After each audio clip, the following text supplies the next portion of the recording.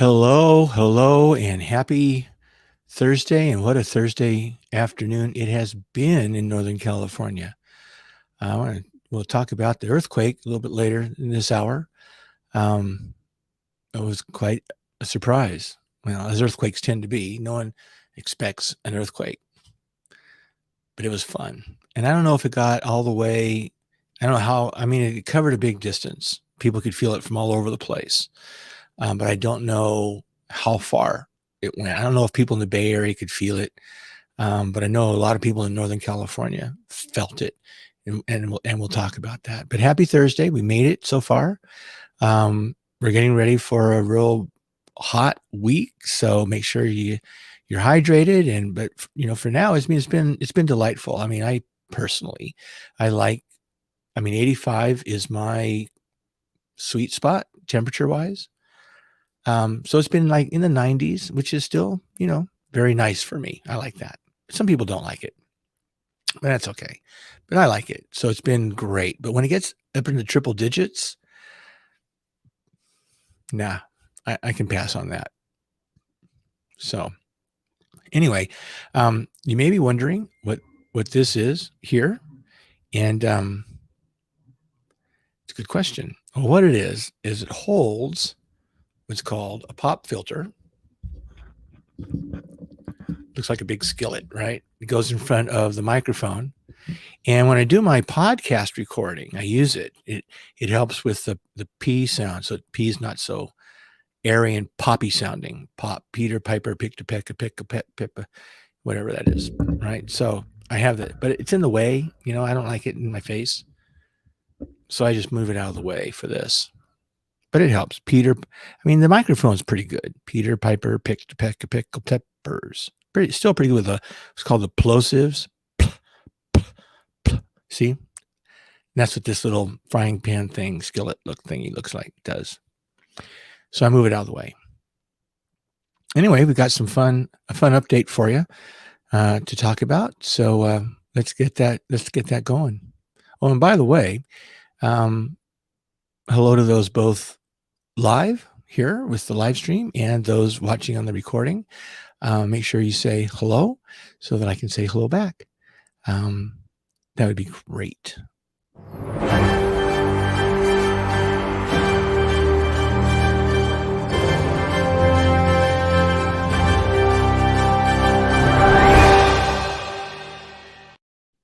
Okie dokie. So the update is basically this.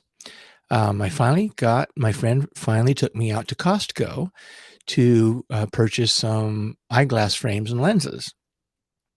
I had an eye appointment a few weeks back, and I got my prescription, right?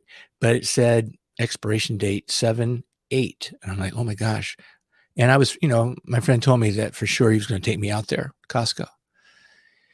And but time was drawing close, and all of a sudden I get a call. He goes, "Hey, I'm heading out to Costco anyway." And I remembered, the eyeglass thing. So let's go. So I went out there, and it was just a wonderful process. They had these wonderful frames.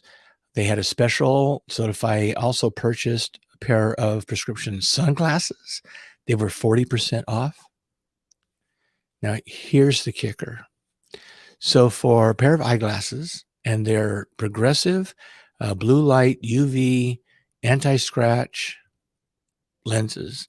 The sunglasses are distance only, but they still have the same type of protection.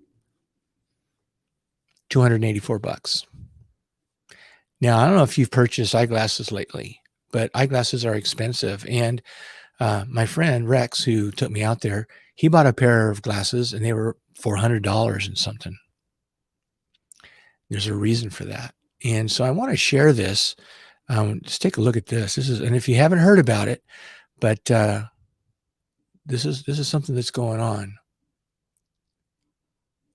And here we go. This is from Forbes magazine.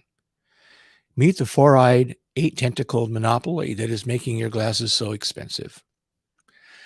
So as you read through here, there's this company.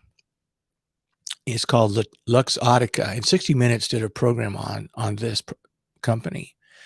And this is the company that makes the frames and the glasses and everything for these companies: Prada, Chanel, Dolce & Gabbana, Versace, very expensive, Burberry, Ralph Lauren, Tiffany, Bulgari, Vogue, Persol, Coach, DKNY, Ray-Ban, Oakley, Sunglasses Hut, Lens Crafters, and it just, the list goes on. Target, Sears, right? And so it's almost a monopoly that they have. It's 80% of the market is owned by this one company, and they can inflate the prices all they want. Fortunately, Costco doesn't play with these guys, and so the prices are a lot cheaper.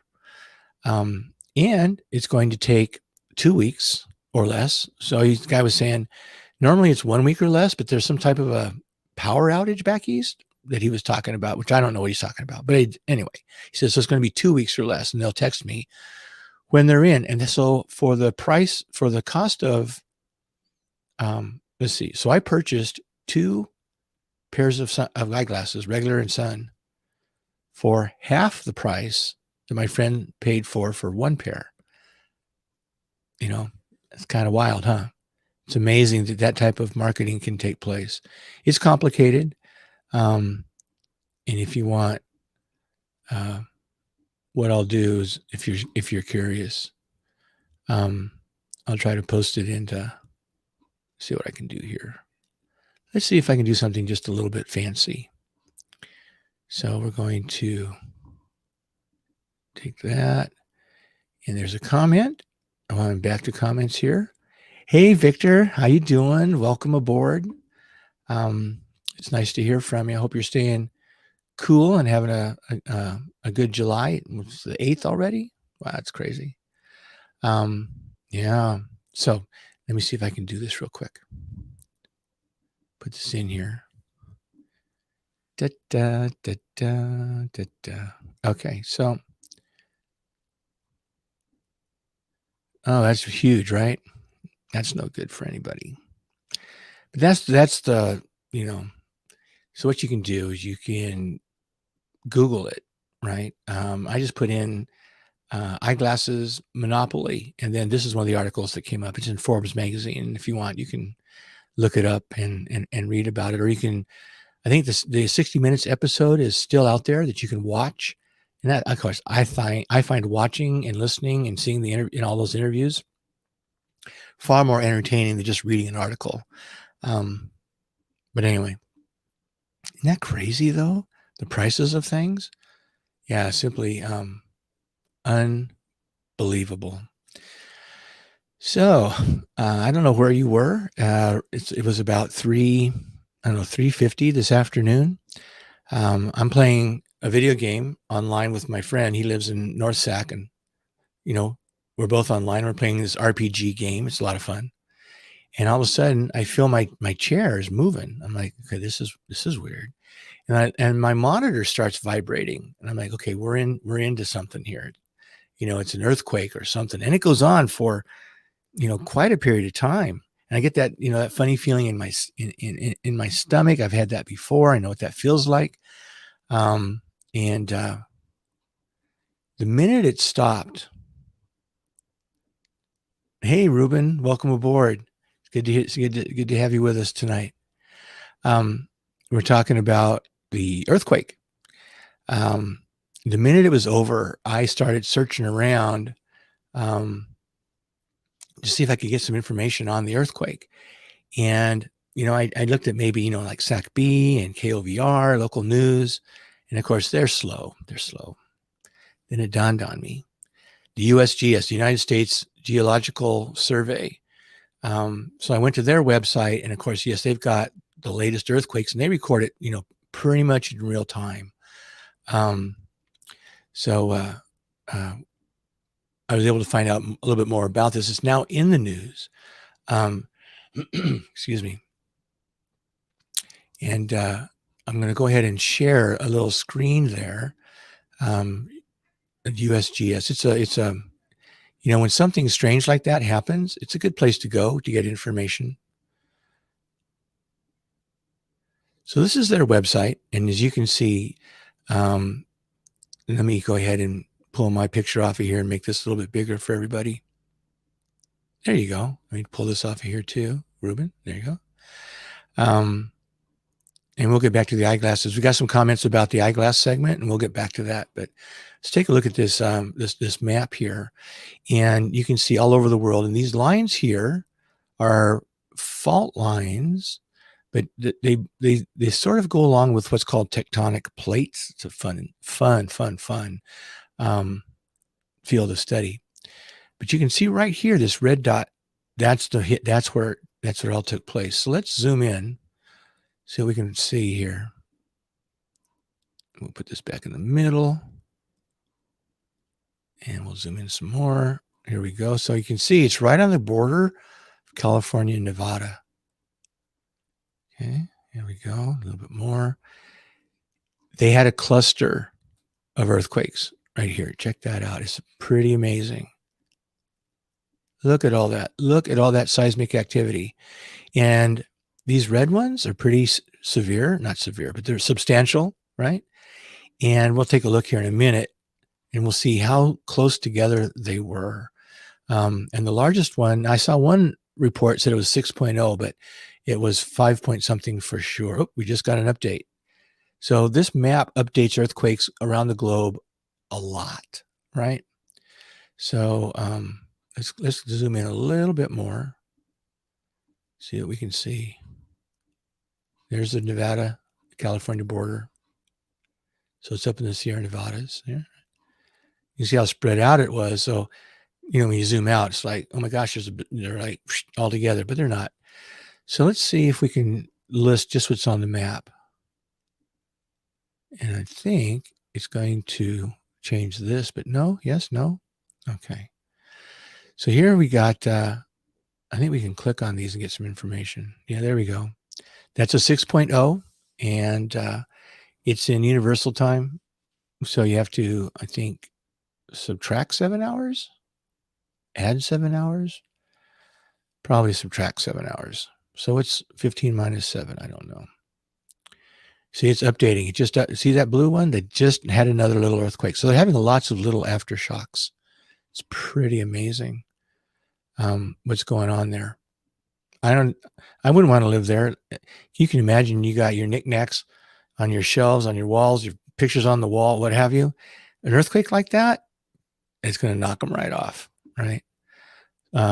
This is Smith Valley. That's that one there. Small, it's 2.5, right? 4.5, it's a pretty good one. This guy was a 6.0. That would knock you out of your chair if you were right there, right? I'm just scrolling through looking at some of the larger ones. And because that one just took place not too long ago. So 3.0, 3.0. Let's see here. Now you can see on the map, on the list here, that one. So it's substantial. And I remember when I first saw this, Dardanelle, and you can see how close that one is, 4.6. They're not that far away from each other. So that, it was rock and roll time in the hills. I had an app on my phone that would give me alerts in regards to earthquakes. But I checked that and it said, the developers need to update it. Oh, darn. Rats, right? See if we can zoom in on the big one here. See if we can get any closer detail. This, I don't know. I haven't read about it. It's as far in as we can go. I haven't read about it. But it looks like it's in an unpopulated area. And I've not heard of, another one just popped up. Look at that. Isn't that something? Yep, there it is. 3.1. So these are small ones, but still, they're coming pretty rapidly. So it's pretty active. Pretty active. I'd be curious to know where you were when this earthquake was felt in Sacramento, and did you feel it? What were you doing? I remember when I was a kid, I lived in a little town called Avenel, which wasn't far from um, the San Andreas Fault. And hey, Uli, good evening. Welcome, welcome, welcome. We've got gangs of fun tonight. You know, Ruben's here and Victor's here. And that's pretty awesome. Anyway, I remember I was standing I was in the music building, and the music building was on top of the storage sheds for all the maintenance equipment. And I remember looking out the window, and Avenel is in a little valley, and I could. Here's what it looked like was a wave of earth moving towards the building. You could just see it coming, and then it hit. Boom. I told my dad about it, and he said, make a report. So I contacted the USGS, and they sent me a piece of paper with a bunch of questions on it and filled it out and sent it in. It's pretty cool. There's a little spot, and I wish I could, you know what? I wasn't thinking about it until just now, but there's a little place where the road actually goes right over the top of the San Andreas Fault. And you can see where the white line in the road has moved. So the white line comes down and then it stops, and there's a big crack, and then it continues on inches away. I mean, it just moved huge. And there was a little restaurant that was there, and they've always got dishes breaking and things. It's kind of a thing there. But you can see the fault line very clearly because it's left a crack in the earth. It's pretty. If I can remember that, I'll try to bring it up at some point. I felt a heavy rumble after eating them beans. So is it your fault? Is the earthquake your fault for eating beans? Were you anywhere near there? No, you're in the Bay Area, so it must be something else. But we should put out a warning to the Bay Area people when you eat beans, just in case, right? Just in case. You never know. So yeah, pretty exciting. Anybody else want to share where they were or what they were doing when the earthquake hit? Didn't last very long, but you know, there are a lot of people. I got a text from my daughter. She'd never lived through an earthquake. The big one in '87. It was 80. Was it '87 when La Prieta? Is it La Prieta in Berkeley, Oakland, happened, and fires in San Francisco and all that? She was too young to remember that. So this was the first one that she's lived through. And so she sent me a text, and I'm like, what was that? Was that an earthquake? You know, so we talked about it a little bit. It can be very unsettling because you don't know, is another one coming? Is that going to be it? Who knows? But it was very exciting. And to see that much activity, I always wonder, because you've got the, it could, Uli says, I thought it was in '89. It could have been. It was in the late '80s, somewhere in there. She was still too young to really remember that. She was born in, when was she born? Oh, that's good, Chris. You don't remember when your daughter was born. It was like 84, 85, something like that. So you couldn't remember it. Anyway, one of her questions was, is another one on its way? Because, there's this, people hear about earthquake swarms. And indeed, if you lived in that area, you would be experiencing all the swarms, multiple earthquakes. But we're so far away that we felt the big one, and there were two. I mean, they happened within seconds of each other, and they were both about the same size. That we felt, and that was felt all over the place. But if it drops down below 4, the scale of earthquakes is exponential. So every number up is 10 times greater than the number before it. So it gets, as it goes up, it gets huge quickly. So the difference between a 4 and a 5 is enormous, and the difference between a 5 and a 6 is even more enormous. 6 is 10 times than a 5. It's not just a linear progression; it's exponential. Whoop, right? But no, we're not going to. I don't think, as far as I'm aware, there are no earthquake faults in the Sacramento area, so we would not feel one directly, as far as I know. But we do feel the ones that are close by. So yeah, very exciting afternoon. Very exciting. So I'm going to back up a little bit here, and we'll talk about the eyeglasses thing for any of you who weren't here for that. Just the price of eyeglasses and this company, Luxottica, I think it was, that owns like 80% of the business. Victor was sharing that he goes to the Ray-Bans outlet in San Ysidro, but it might be Sunglass Hut now, and this company makes the frames and the glasses for those companies. He also shared they have a bunch of stores in one area that make shopping for a male easy enough to pull off. Well, yeah, it's ease of shopping, but if you're interested in the best price, then you want to shop around a little bit. Yeah, that's a crazy story. So within the next couple of weeks, at some point, I'll be sporting some new glasses, and that'll be fun. I haven't had new glasses in a very, very long time, so it's time. It's definitely time, right? The next thing that I thought we would chat about, which I am paying a lot of attention to because it's serious, and that's this new SARS-CoV-2 variant called Delta.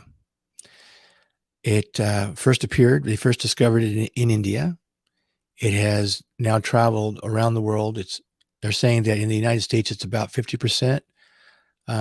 All the cases that are happening right now, the Delta variant is responsible for 50% of those. It's rapidly becoming the dominant strain. And it's a son of a gun. It really is. It's more transmissible, and it's hitting people harder. And we still don't have a whole lot of data on it, but we have some, and it's come out of the UK. I was listening to a podcast, and they were discussing some of the numbers in the UK because the UK got hit really hard with the Delta variant, and it caused them to close down again for a little while. And that's what is happening. Is some of these countries that have opened up, they're now getting the Delta variant, and they're having to close down again. So here's what they're saying from the UK data. That if you are fully vaccinated with Pfizer or Moderna, and they didn't say anything about the J&J Johnson & Johnson vaccine, if you've got both doses, then you're about 88% covered. It's about 88% effective against the Delta variant. But if you've gone with the 2-dose system and you've only gotten 1 dose, it's only 33% effective. That leaves you wide open, right? And so I know people that have only received 1 dose and they've gone in for their 2nd dose. And so I am strongly encouraging people, if they've only received 1 dose or if they haven't received any doses, get vaccinated. One of the things that it sort of was bothering to me, and I'm going to pull up another screen here to show you all. It has to do with Sacramento County, where I live. There's a concept, it's called herd immunity. President Biden's goal was to have the country as a whole 70% vaccinated with at least 1 dose by July 1st. And we didn't get there. We didn't make it. Now they're saying to stop talking about 1 dose and talk about 2 doses. We need people to get to the 2-dose level because 1 dose isn't cutting it. So let's take a look and see what's going on here in Sacramento County. Where are we here? We're here. This is where we are. Okay, so this is the California COVID-19 tracker. I mean, this thing's got a bunch of names, right? Some people just call it the coronavirus, which is a very generic name for lots of different kinds of viruses. COVID-19 is more like its popular name, but the science community, I better accept this. Be a good boy. There you are.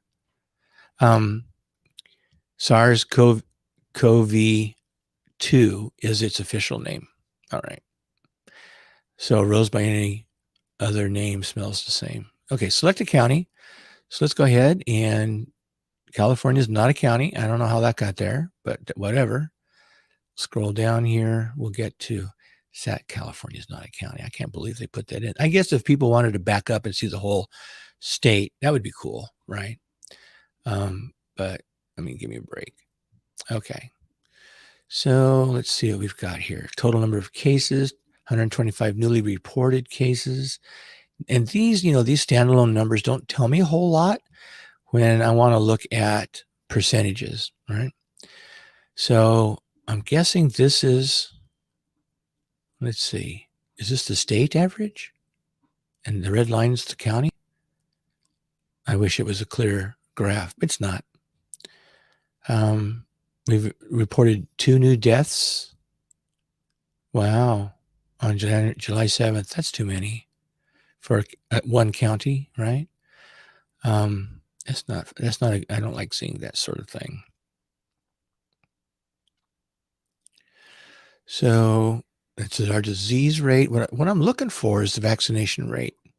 Let's see if it has it here. Diabetes, no, it doesn't have it.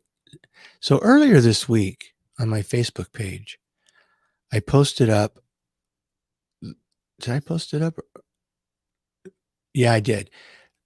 Sacramento County. I wish I had found it, but I didn't. So we'll stop this. Sacramento County is only at like 45.5% vaccinated. That is nowhere near a herd immunity threshold, which means that there are a lot of people here in Sacramento that are vulnerable to contracting COVID-19.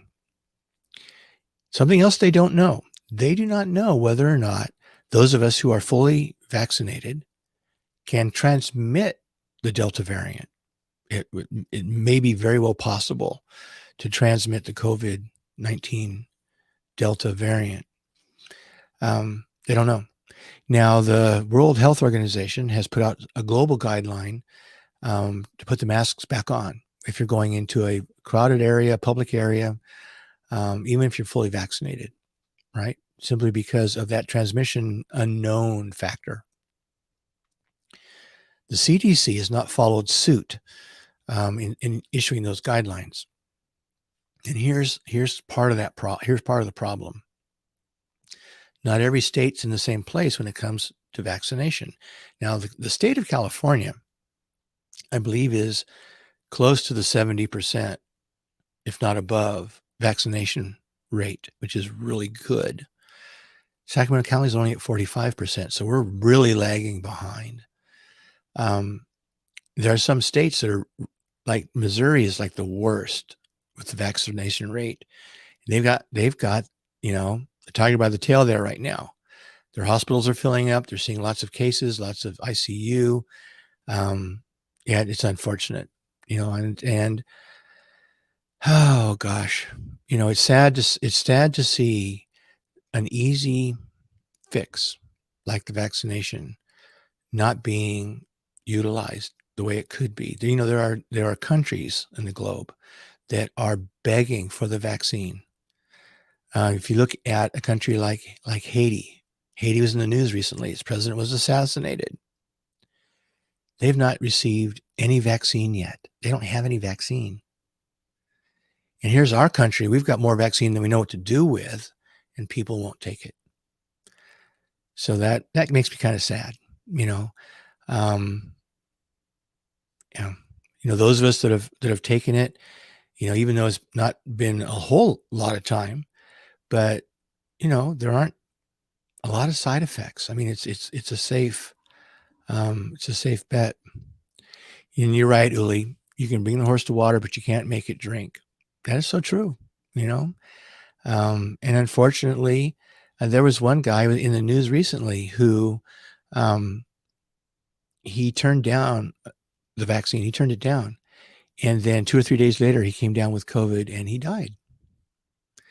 It's very, very sad. It's very sad. Now I have a question for you, Uli, because being from Germany, is this an American phrase, or is there something that's like that?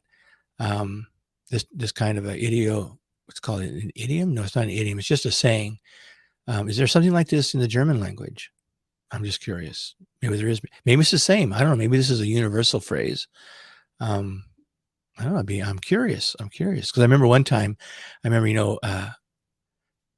we always say that we're going to go take a shower. I'm going to go take a shower, which when you break it down grammatically, it's kind of ridiculous. Where am I going to take it? I'm not going to take it anywhere. It's not going, it's, there it is. Not take, but you told me that in Germany, one of the things you say is, I'm going to go stand under the shower. That makes sense, right? It makes all kinds of sense. I'm going to stand under the shower. That's what we do. I'm not taking it anywhere. I'm standing under it. So I'm curious about, you can lead a horse to water, but you can't make it drink. Is that an American thing, or is that something that is more of a universal kind of a thing? I don't know. If you feel like put it in the chat, that'd be nice.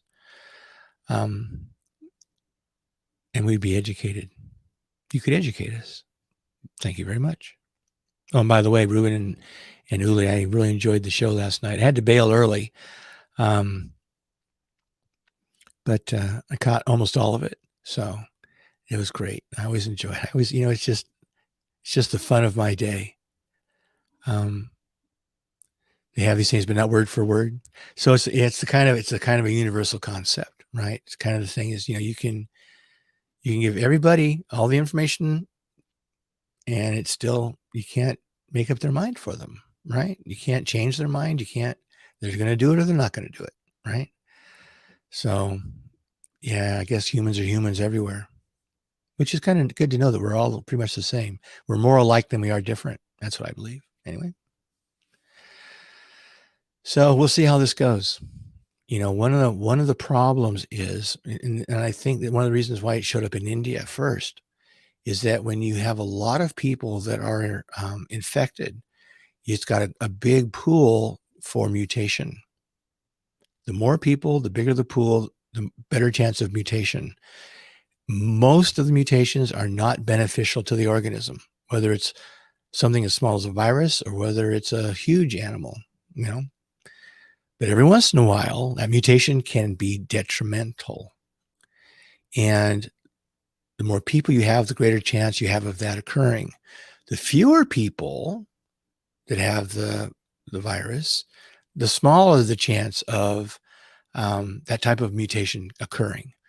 So as long as globally we're not doing a really good job with getting the vaccine to people, we still stand a chance of a more transmissible and infectious and deadly vaccine to show up on the world stage.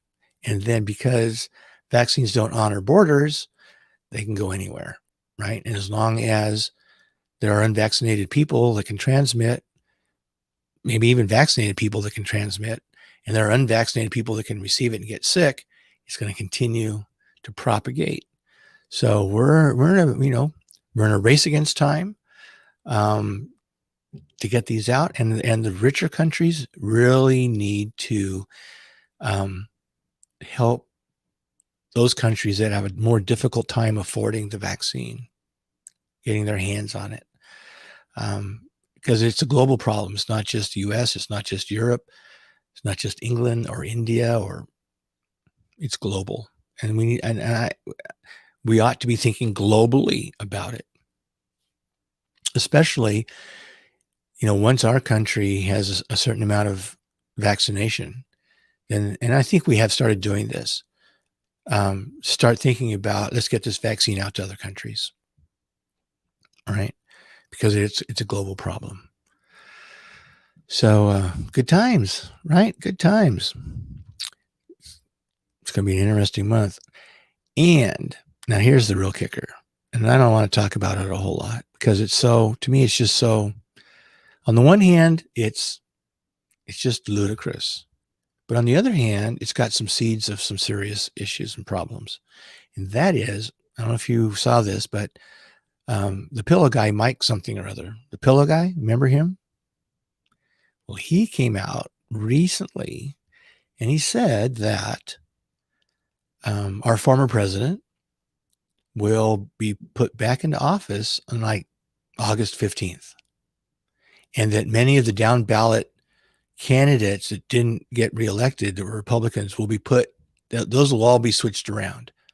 So the Republicans will be back in power again, August 15th. There's absolutely no legal mechanism for that to happen. That's like, it's totally ludicrous. But the thing to be watching for is there's lots and lots of people that really believe this. And when it doesn't happen, how are they going to respond? So that's what we want to keep our eye on. What's going to happen? And, keeping the dialogue open, being compassionate with people who have some extreme viewpoints, whether it's on the right or on the left, doesn't matter. But being compassionate and listening and being non-judgmental and trying to de-escalate any type of tension, or let's see if we can get through this summer. And speaking of getting through the summer, going back to COVID-19, this was the lesson from the Spanish flu, so-called Spanish flu, and the lesson for last year, actually. And that is that viruses tend to go dormant in hot weather. They don't like hot weather. And then they have the potential of coming back strong in the fall and the winter. So, September, October, and November are going to say a lot about how we actually have mitigated the transmission of COVID-19 here. And the way you want to look at that is let's take a look and see what's going on in the Southern Hemisphere, because they're now going through winter. So what's happening in Australia? What's happening in South America, right? And see, are they having a resurgence of the virus, right? What's going on down there? One of the things that they saw last summer was that Australia had very, very few flu cases.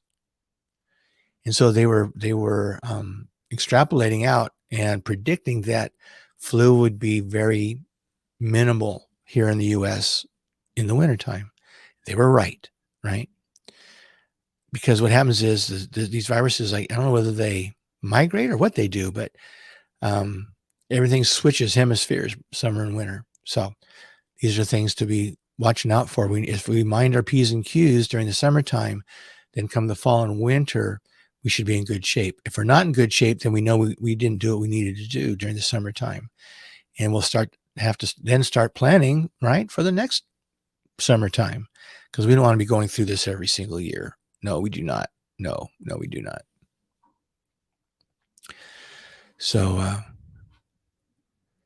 Victor says, I think educating people on individual responsibility should be focused. I hope that's being emphasized out there in all cities, vaccinating themselves and keeping up their hygiene. Yeah, there's two sides to it, right? There's the personal responsibility, and then there's the social responsibility and the community responsibility. It's something that we have to, and that's a hard one, I think, for the United States. We are very individualistic. My way or the highway. What's in it for me? And we haven't done a really super job on thinking about what's good for everybody, right? So my individual freedom may say, I don't have to wear a mask. And that's true. But the community may need me to wear the mask in order to keep it safe.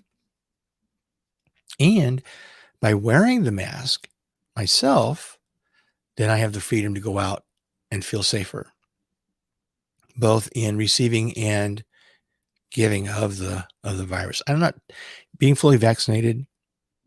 I'm not too concerned about getting it, even though at 88%, there's still a 12% chance of catching it. So, but if I can be a carrier, then that really sort of concerns me, because I don't want to give it to anybody else. So wearing that mask gives me that personal inner freedom to go out and be more social. So, there's that. To me, that's a two-sided coin. There's that individual responsibility, and then there's the responsibility to the community. I see both of them, and I hope we can get to both. I hope as a country and as a society, we can start seeing both sides of that coin. What I'm going to do now, what time have we got here? It's 7:41, so we only got 20 minutes or so left. Let's go ahead and see if there's anybody out there that wants to call in. So let's put the phone number up. there's that phone number, 916-545-5376. And it rings. I'm using Google Voice. It rings on Google Voice, and I'll be able to hear it if it rings. And I've got it on my, where is it? My iPad. I'll pull it up here, and I'll show you. Just think, I think I mentioned it before. It's called Sidecar. So there's Google Voice. You can see the dial pad on there. And this is what I would use to answer the phone. Kind of cool, huh? So if you feel so inclined, feel free to give me a call. The lines are open. In any event, what a week. There's always something. There's always something. There's the withdrawal in Afghanistan. There's so many things to talk about that, we think that it doesn't affect us. And in a way, it doesn't in our daily lives. But it has, I think there's an overflow effect. That it's like a snowball. It's like throwing a stone into a lake and there's all these ripples. And when you're close to it, the ripples are big. When you're far away, the ripples are small, but they're still ripples, right? Pulling out of Afghanistan, which I personally think is probably the right thing to do. It's a very difficult thing to do. And there's a big military base there. And it's, I forget the name of it, Bagram or something like that. And they decided to pull out, but not tell the Afghani generals they were doing it. They just did it on the down low.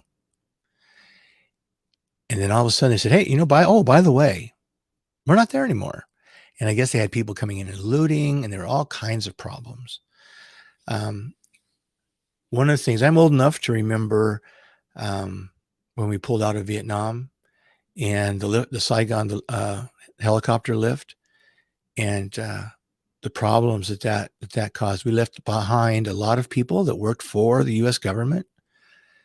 We left them behind, and the Vietnamese nationals, arrested them and did bad things to them. And we've got people now that we're leaving behind in Afghanistan, and it may not go well with them, Victor, I don't keep up on current affairs. Please share. So I'll share some, I don't know a lot of stuff. I listen to a lot of stuff. And that may mean that I might not get the full story every once in a while, but I'll share what, the way I see it and the way I understand it. But it's hard, and you think back to when Russia invaded Afghanistan. We sent troops over there. We sent the CIA over there to train the Afghani people to fight the Russians. And basically the people that we trained became Al-Qaeda and the Taliban. So we are directly responsible for those two groups. So our involvement in Afghanistan goes pretty far back. I think it was the 80s that war took place, if I'm not mistaken, when the Russians invaded Afghanistan and got kicked back out. They left. They're like, we can't win this. There's no way we're going to win this. We're out of here. It was Russia's Vietnam, right? And it's become, how many years? We were there 20 years. Can you believe that? There are people who were fighting from America, the United States, who were fighting in Afghanistan that weren't born when it started. That's enough is enough. Too long is too long. And the other thing that was hard is trying to import our form of government into hang on, just to take a break here. Hey, Ruben. Yep. If your brother needs help, family first, always family first. Thank you for wishing me a great night. I wish you the same. Congratulations on selling some of your artwork. I think that's fantastic. It's fabulous. Keep up the good work, man. Keep up the good work and putting that spirit out in the community.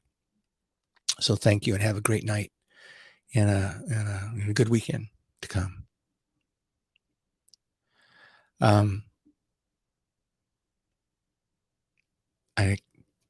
Sometimes my train gets derailed and it takes forever to get it back. I'll get it back. I don't know what I was talking about, and that's okay. I may have to watch. I may have to watch the recording myself to see what I was talking about. I know it had something to do with Russia and Afghanistan and all that. Oh, yeah. When we pulled out of Vietnam, we left a bunch of people behind that worked for the U.S. government. Same thing happened in Afghanistan. We've left behind translators, people that worked in the offices, and then trying to export our government to another country that, it was tribal based. We had all these different tribes, a very loose knit type of a government. And they tried to transition into being more like the US. And but they still have this tribal mentality. And it just didn't work. And I think, and I've been in politics for a few years, but this whole idea of nation building, that we should get out of that business. We have, it's like, it doesn't work. It's never worked wherever we've gone, wherever we've, injected ourselves into another country, trying to export our form of government has never worked. They've got to come to it more slowly, a slow progression or whatever, but it's just not something that you can transplant whole cloth. You just can't do it. It just doesn't work. So we should get out of that business.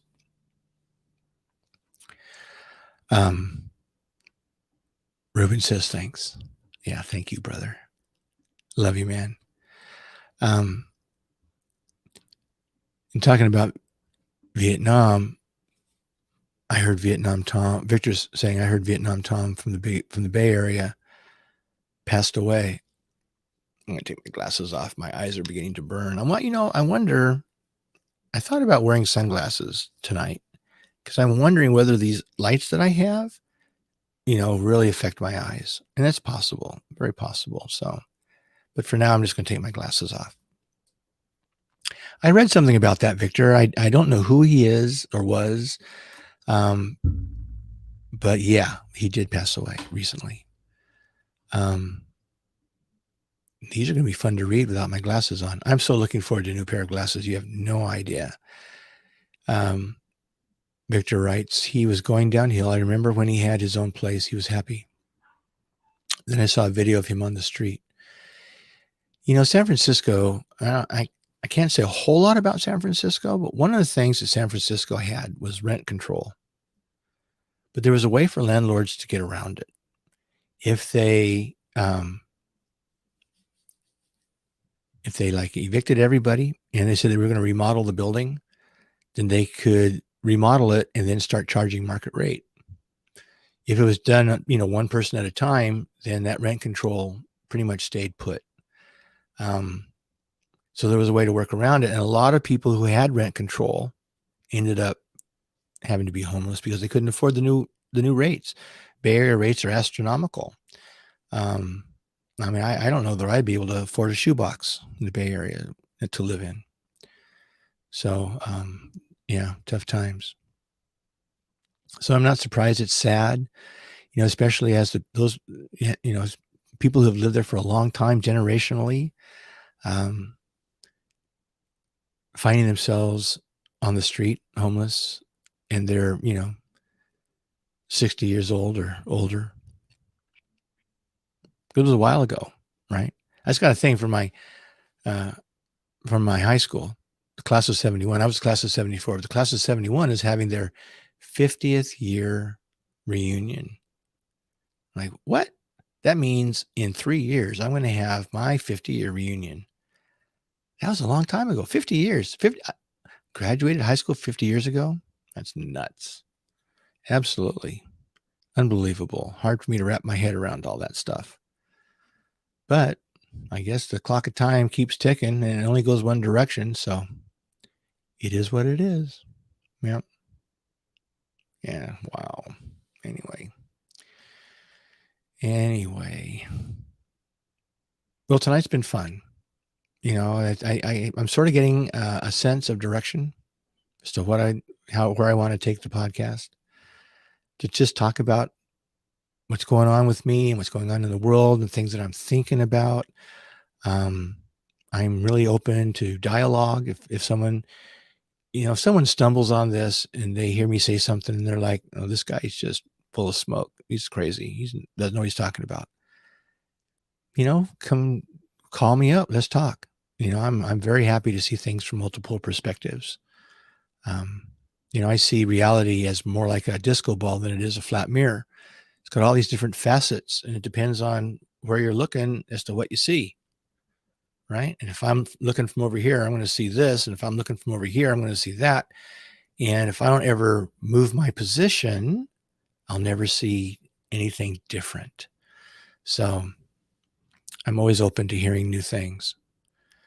The house I bought when I was a 27-year-old young man for $245,000 is now $638,000. Times are only getting tougher. They are, and the sad thing is that for many people, their wages aren't going up like that. They just aren't. And so more and more and more, these prices are becoming out of our reach. There's that whole concept of, well, what the price is, whatever the market will bear. I don't think that applies anymore. I just don't. And I know in Sacramento, one of the situations that we're faced with is we have a lot of people from the Bay Area moving here because housing was cheaper, whether you rented or bought. But what landlords and sellers, real estate sellers, soon started seeing was these people have a higher level of income. Therefore, we can raise the prices of things and they can afford it. So this raised, but the people who lived here, they didn't get that kind of an increase in their wages. And so, many people who've lived here for a long time are having to move out of the area because they simply can't afford the prices. I'm fortunate. I feel really, I've been here for 12 years, I think it is. And the management company has been very kind to me. I still get rental increases, but I'm not seeing the rent that a lot of people are. Although we'll see in a couple of years, I may be there. As a retired person, I don't get raises. It's a flat income. And so as my rent goes up and my income stays flat, pretty soon, guess who's not going to be able to afford where he lives? Yours truly. Then I'll have to figure out what I'm going to do at that point. I have no idea. We'll cross that bridge when we get to it. There are options. There's always options. Anyway, I'm going to assume that we're not going to get any phone calls tonight, and that's okay. It's absolutely okay. We'll do it again next week. I'm always going to be available. Just because no one calls doesn't mean I'm going to stop doing it. Because there's going to be one day, one evening, when that one person calls, and it'll be all worthwhile.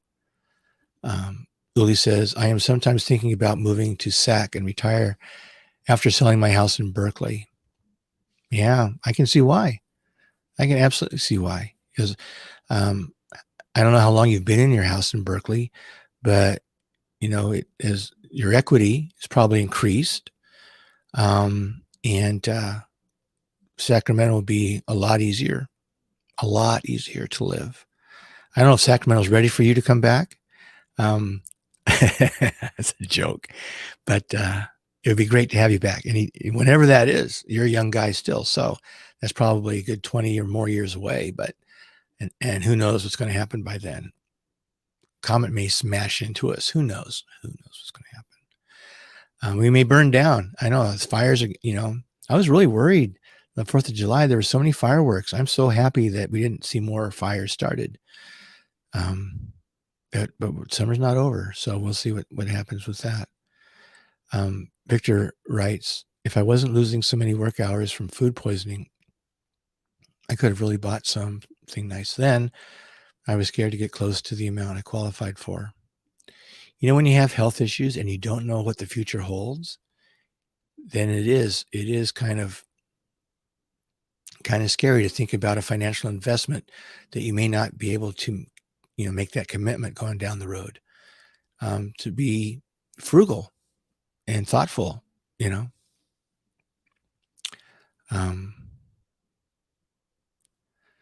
So everything, who knows what the future is going to hold. We just can plan the best we can and see where we go. A lot of people are worried about inflation. It's we've seen a little bit of it, but it's not a runaway inflation like people were worried about. So we'll see. We'll see what happens. If we get another big infrastructure bill that are just like $2 trillion, we'll see what kind of an impact that has on our economy. But I think with what we've seen with the first big, the COVID bill, it was big. It was like 1.9 trillion. And then this $2 trillion one, the money's going to the community. The community then spends that money. When I was an advocate for people with disabilities, I would always say, when you increase the level of income to a person who's just living on the edge, then that entire increase goes back into the community, right? There's something called the multiplier effect. And I think with food stamps, the multiplier effect was like 1.7. So for every dollar that was given, the state got 1.7 back, right? So it's 0.7 increase. It's a 0.7 profit on every dollar. When you give lots of money to the rich, like with tax breaks or whatever, that money either goes into their whatever, or they buy a yacht with it, or, the community doesn't see the benefit of that money. So it really makes a difference where you invest in a community.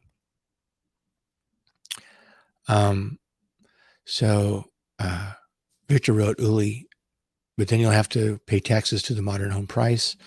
And then Uli's rejoinder is, I already do pay one game property tax in Berkeley a month. Anywho, or I can't really, my eyes are all blurry, so I don't know what that last thing is. SMHO, is that with a slash? Is that what that is? Shake my head, something? I don't know what that is. I don't know. You'll have to tell me later.